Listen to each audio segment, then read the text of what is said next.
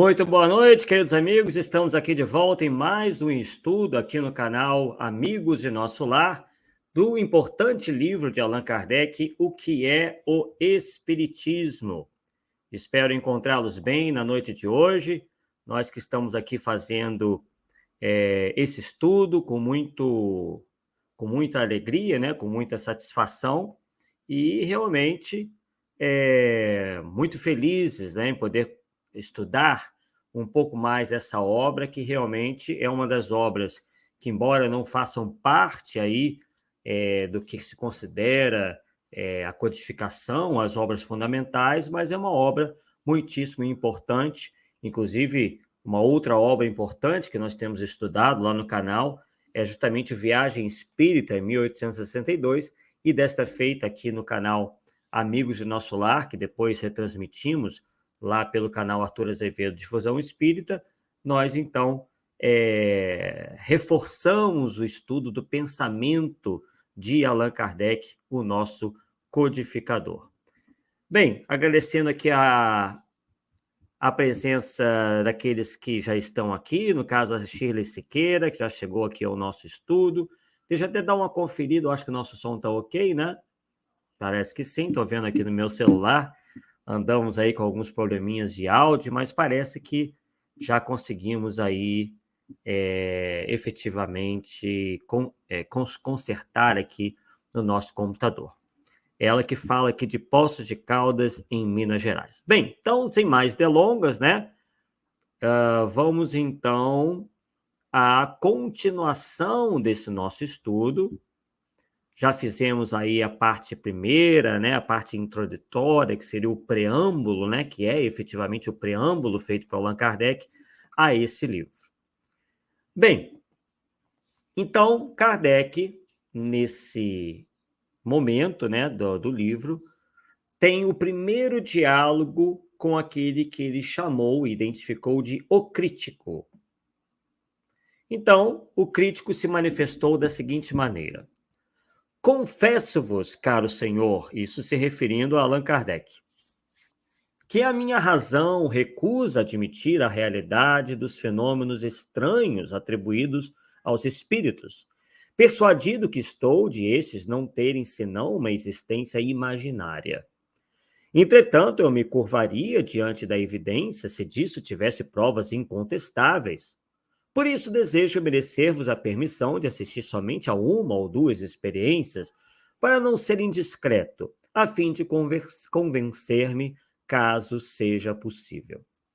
Então, Kardec vai responder, né, a esse crítico, a esse cético, e o que mais nos chega assim ao pensamento, à observação, é que são pessoas que geralmente descreem do relato de outras. Claro que nós já falamos que os relatos têm uma questão realmente bastante controversa, por vezes é difícil de nós realmente levarmos relatos apenas em consideração, mas no caso aqui nós temos Allan Kardec, nós tínhamos Hippolyte Léon Denisard Rivail, que era um prestigioso pedagogo em sua época, professor, enfim, versado em várias ciências. Então, admitirmos que não é um relato qualquer, não é uma pessoa qualquer a estar efetivamente mostrando o que seria essa nova realidade se apresentando, que era o da comunicabilidade dos espíritos. Mas vamos ver o que Kardec, então, responde a esse crítico, a esse cético. Ele diz o seguinte: desde que a vossa razão repele o que nós consideramos irrecusável, vós a credes superior a de todos quanto não compartilham de vossas opiniões. Deixa eu ver se eu consigo abaixar. Isso, agora eu consigo. Pronto. Longe de mim o pensamento de duvidar do vosso talento e a pretensão de supor minha inteligência superior à vossa. Admiti, pois, que eu esteja iludido. É a vossa razão quem vô-lo diz, e não falemos mais nisso. Então, Kardec, de maneira bastante diplomática, né, inicia, então, essa conversa com esse crítico. E aí o crítico volta, então, a dizer: entretanto, se conseguisseis convencer-me, conhecido que sou como antagonista das vossas ideias, isso seria um milagre eminentemente favorável à causa que defendeis. Então, um pouco presunçoso, né, esse nosso amigo aqui, dizendo que realmente, se Allan Kardec conseguisse convencê-lo, isso seria um milagre. E, além de um milagre, seria muitíssimo favorável à causa que Kardec então defendia. E aí Allan Kardec responde: lamento, caro senhor, porém não tenho o dom de fazer milagres. Então ele utiliza aí já, né, de um pensamento um tanto irônico, né, logo no início aí da sua réplica. Julgais que uma ou duas sessões bastariam para adquirir desconvicção? E aí ele já põe em dúvida que se uma experimentação como essa, se ele estivesse presente a duas reuniões, se isso efetivamente iria convencê-lo. E continua dizendo: seria realmente um verdadeiro prodígio? Eu precisei de mais de um ano de trabalho para ficar convencido, o que prova que não cheguei a esse estado inconsideravelmente. Então, Kardec aqui, também de uma bem leve ironia, meio que critica, né, essa pretensão do tal crítico, né, a realmente chegar a uma conclusão em apenas uma ou duas sessões, uma ou duas reuniões, né? Então, enquanto que ele mesmo, Allan Kardec, né, precisou de bem mais tempo para se convencer.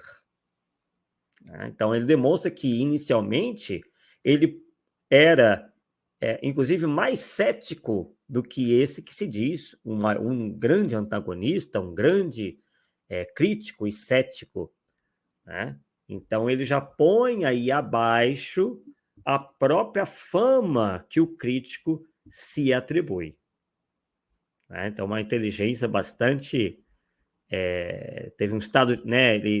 Allan Kardec, na sua inteligência, realmente conseguiu, de certa forma, já de início, colocar esse indivíduo no seu devido lugar. E continua: além disso, não realizo sessões públicas e parece-me que vos enganaste sobre o fim das nossas reuniões, visto não fazermos experiências com o fito de satisfazer a curiosidade de ninguém.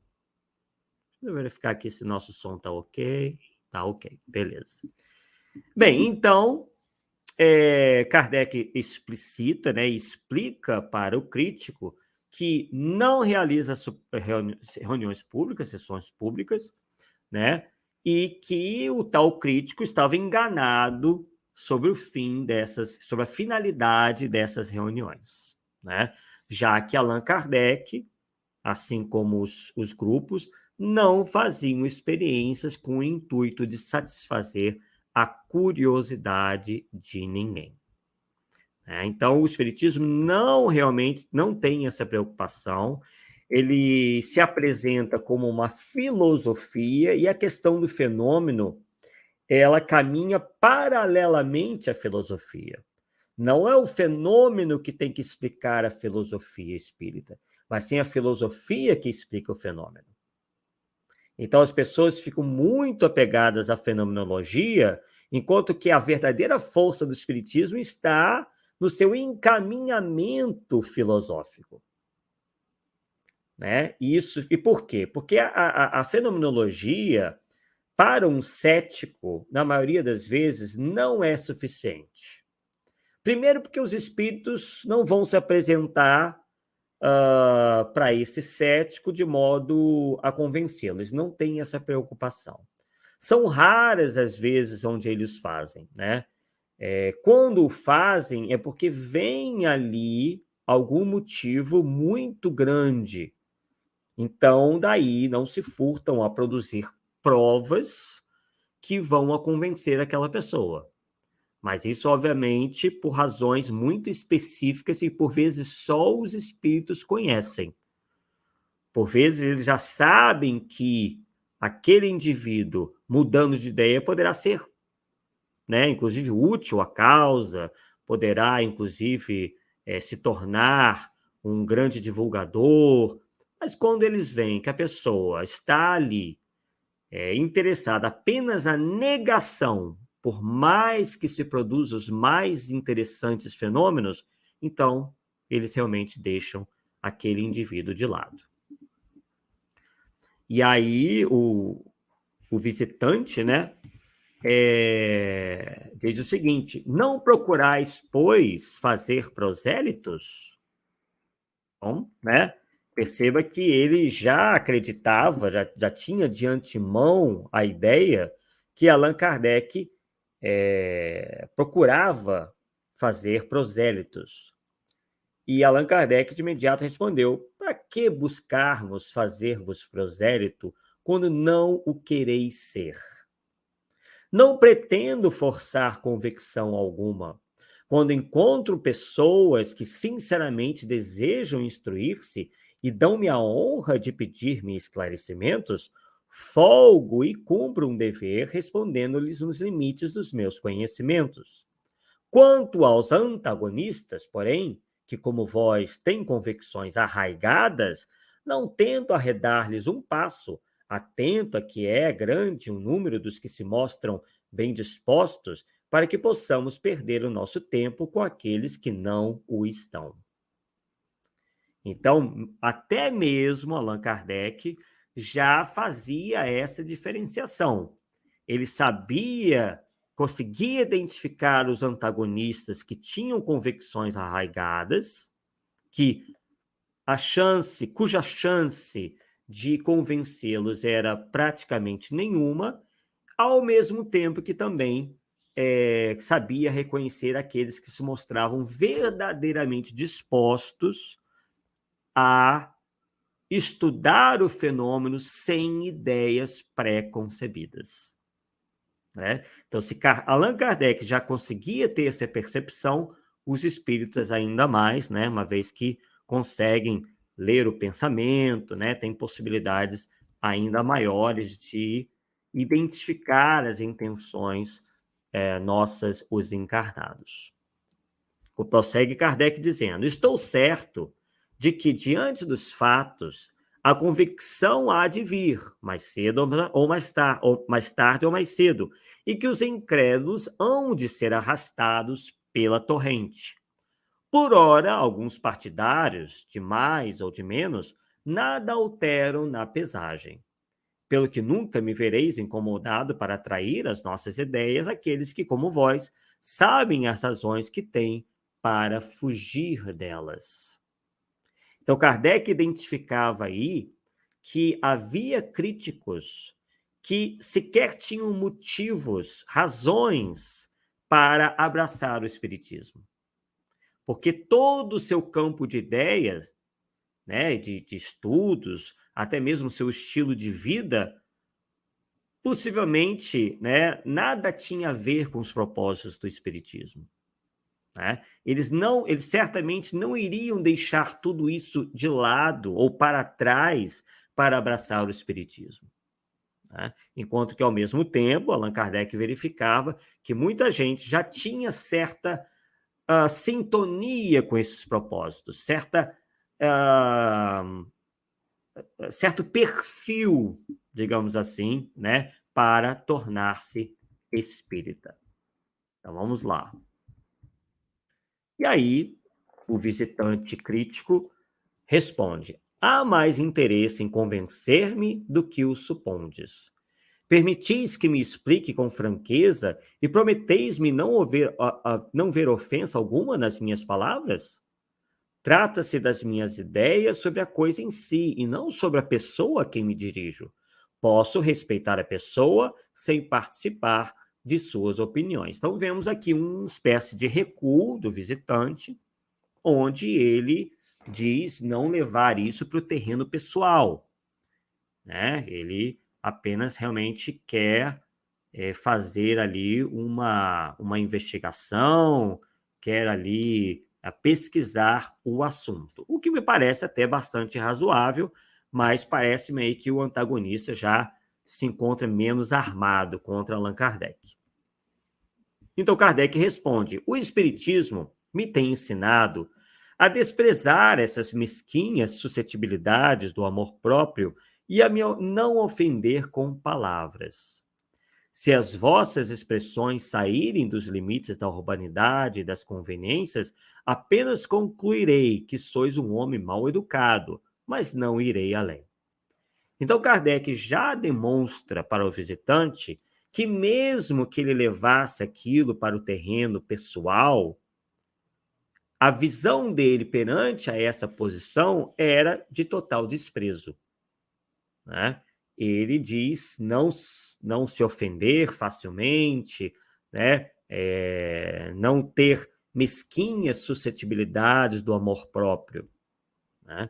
E já alerta que, se o visitante começasse um ataque à sua pessoa, fugindo aí dos limites da humanidade, da civilidade, ele simplesmente concluiria, né, que o visitante ali era apenas um homem mal educado. Prossegue Kardec: quanto a mim, antes quero que os outros fiquem com os defeitos do que compartilhar deles. Vede, só por isso que o Espiritismo já serve para alguma coisa. Já vos disse, Senhor, não tenho a pretensão de vos fazer adotar a minha opinião. Respeito a vossa, se é sincera, como desejo que respeiteis a minha. Então, mais uma vez, Allan Kardec, né, nos dá o exemplo de que nós não devemos forçar as pessoas, insistir com as pessoas para que elas aceitem o Espiritismo ou suas ideias e seus princípios, né? Realmente uma questão aí de educação e é uma questão até de não perder tempo e de evitar problemas, né? Agora, é diferente quando alguém, né, já demonstra, né, uma curiosidade sadia, demonstra já uma simpatia pela causa, né, já conhece alguma coisa ou tenta conhecer, novamente, sem preconceitos. Então, aí sim, né, a gente pode passar para essa pessoa algumas instruções iniciais, os livros que ela deverá ler para conhecer bem a doutrina, e isso é uma coisa muito importante. Inclusive, Allan Kardec sugeria justamente o livro O que é o Espiritismo como um primeiro livro para um primeiro contato, né? Depois, né, com o Livro dos Espíritos, né, o Evangelho segundo o Espiritismo, enfim, todas as obras fundamentais da doutrina espírita. Mas se a gente verificar, por exemplo, que a determinada pessoa já tem uma curiosidade em relação a um determinado livro, ou um perfil qualquer que já indique, né, que a pessoa vai se dar assim, melhor com a leitura do Livro dos Espíritos, por exemplo, ou com o Evangelho segundo o Espiritismo, ou se ela já estuda, por exemplo, a fenomenologia espírita, então vão ser livros diferentes. Livro dos Espíritos, no primeiro caso, Evangelho segundo o Espiritismo, no segundo, e o Livro dos Médiuns, em terceiro, né? Se ela quer ter uma visão um pouco mais próxima de como o Espiritismo vê a questão científica, quem sabe, né? É muito raro, mas quem sabe, né? Indicar o livro A Gênese. Se a pessoa tem uma preocupação especial sobre o porvir, o que viria depois da morte, então nós poderíamos apresentar o céu e o inferno, mas são as exceções, né? Acredito que na maioria das vezes o livro que é o Espiritismo, o mesmo Livro dos Espíritos, sejam as leituras iniciais mais sugeridas, né? E que mais encaixariam aí para a maioria dos indivíduos, né? Porque ali a pessoa vai encontrar, né, os princípios do Espiritismo de uma maneira bem clara, né? A questão muito pedagógica das perguntas e das respostas que nós encontramos no Livro dos Espíritos realmente ajuda bastante. No meu caso, por exemplo, né, quando eu cheguei na Mocidade Espírita, lá quando eu tinha uns 12, 13 anos, eu já iniciei com o Livro dos Espíritos, né? Mas no caso eu já vinha de família espírita, né? Então eu já tinha algumas leves noções, então aquilo realmente encaixou de uma maneira bastante tranquila, né? Mas há pessoas que não tiveram com o espiritismo praticamente nenhum contato, né? Então realmente a gente já fica uma questão já a se estudar. O que nós realmente desaconselhamos, né, a grande maioria dos estudiosos espíritas desaconselham começar através de chamadas obras romanceadas, os romances mediúnicos, né? Realmente esses acabam criando mais confusões do que propriamente elucidando. Sem contar que muitos deles são de uma qualidade muito suspeita, né, com muitas fantasias, com coisas ainda, com teses ainda em aberto, então realmente não seria de bom alvitre, né, que essas pessoas interessadas no espiritismo comecem com essas obras mediúnicas, tá? De maneira geral, claro que vai ter exceções, muitas pessoas dizem, eu comecei com os livros X ou Y, e nem por isso deixei de ser espírita. Bem, né? Para toda regra tem sua exceção, né? Mas dependendo aí do perfil da pessoa, se ela já tem um perfil um pouco mais crítico, se ela já é mais antenada, né? Mais, enfim, né? Ela já vai encontrar ali uma série de problemas, pode vir a encontrar uma série de problemas numa obra mediúnica, né? Sem conhecer os fundamentos da doutrina espírita. Então é preciso aí realmente bastante cuidado, bastante análise, né, para que a gente possa conduzir essa pessoa num primeiro contato com o espiritismo da melhor maneira. Prossegue Kardec. Acreditando ser o espiritismo um sonho sem sentido, disseste, sem dúvida, vindo à minha casa: vou ver um louco. Confessai-o francamente, pois com isso não me escandalizarei. Então, pelo que o visitante, o crítico, já tinha dito anteriormente, né, que acreditava ser o espiritismo um sonho sem sentido, é claro que ele já tinha uma ideia deturpada tanto do espiritismo quanto do próprio Allan Kardec, né? Possivelmente considerava Allan Kardec um louco, uma pessoa com problemas mentais ou problemas aí voltados aí para um bom senso, uma pessoa irracional, uma pessoa supersticiosa, uma pessoa mística, né? E aí Kardec prossegue com a sua tréplica aqui. Todos os espíritas são loucos, é coisa sabida. Pois bem, se julgais assim, eu tenho escrúpulo de transmitir-vos a minha enfermidade mental. E causa-me espanto ver-vos com tal pensamento buscar uma convicção que vos vai colocar no número dos loucos. Se já estáis persuadido de que não conseguiremos convencer-vos, o passo que destes é inútil, visto que só terá por fim a curiosidade. Abreviemos, pois, por favor, porque me falta tempo para perder em conversações sem objeto. Né?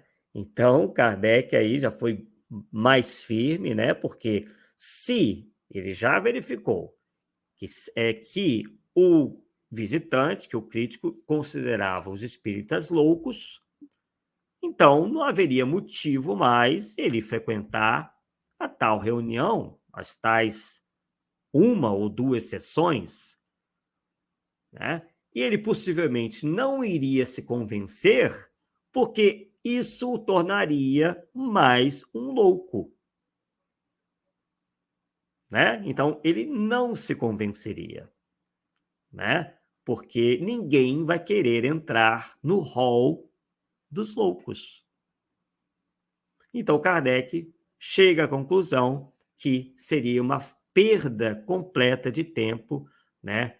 Esse tipo de conversa sem um objetivo, sem um objeto. Mas o crítico, então, insiste aí na ideia. O homem pode enganar-se, deixar-se iludir, sem que por isso seja louco.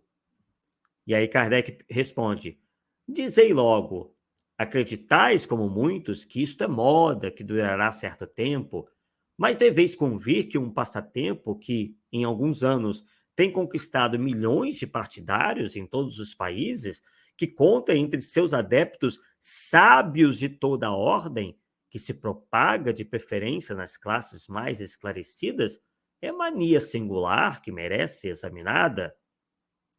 Então, Kardec aí já coloca uma pulga atrás da orelha do crítico, porque ele mostra para o crítico que é isso que ele considera um modismo, barato, um passatempo, tem conquistado milhões de partidários, entre eles pessoas sábias, pessoas de grande conhecimento, de grande respeitabilidade, né? Principalmente no terreno das ciências, né? Do pensamento em geral, pessoas que têm um juízo acertado sobre a maioria das coisas, né? E também, além, não só na França, né? Mas em todos os países. Isso é verdade, né? Porque Kardec, inclusive, já se provou isso, recebia, quer dizer, trocava correspondências com vários indivíduos diferentes em diferentes países, em praticamente todos os continentes do mundo.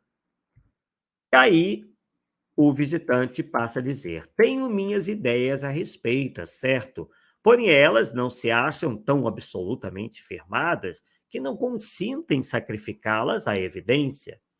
Disse-vos que teria certo interesse em me convencer. Confesso-vos que tenciono publicar um livro em que me proponho demonstrar ex professo a minha opinião sobre o que considero um erro. E como esse livro deve produzir efeito, dando um golpe no espiritismo, eu deixaria de publicá-lo, caso ficasse convencido da realidade da vossa doutrina. Então, o crítico passa a fazer quase com uma velada ameaça a Allan Kardec, dizendo que se ele não o deixasse participar das tais sessões, que ele então publicaria um livro atacando o espiritismo, que para o espiritismo, segundo ele, seria um grande golpe. Com que Kardec então responde: eu sentiria que ficasses privado de que vos pode proporcionar um livro que deve produzir tanto efeito. Além disso, não tem interesse algum em impedir a sua publicação. Ao contrário, desejo-lhe grande circulação, porque assim ele nos servirá de prospecto e anúncio. A nossa atenção é sempre chamada sobre aquilo que vemos atacado. Há muita gente que quer ver os prós e os contras, e a crítica faz aparecer a verdade, mesmo aos olhos daqueles que não a procuravam aí. É assim que muitas vezes, sem querer, se faz propaganda do que se quer combater. A questão dos espíritos é, por outro lado, tão palpitante de interesse, choca a tal ponto a curiosidade, que basta assinalá-la à atenção para que nasça o desejo de aprofundá-la. Então, vemos aqui sucintamente, antes de chegarmos ao final do nosso estudo, que Kardec tinha tanta convicção, tanta certeza que o espiritismo e os ensinos dos espíritos representavam a verdade, que ele pouco se importava com os ataques.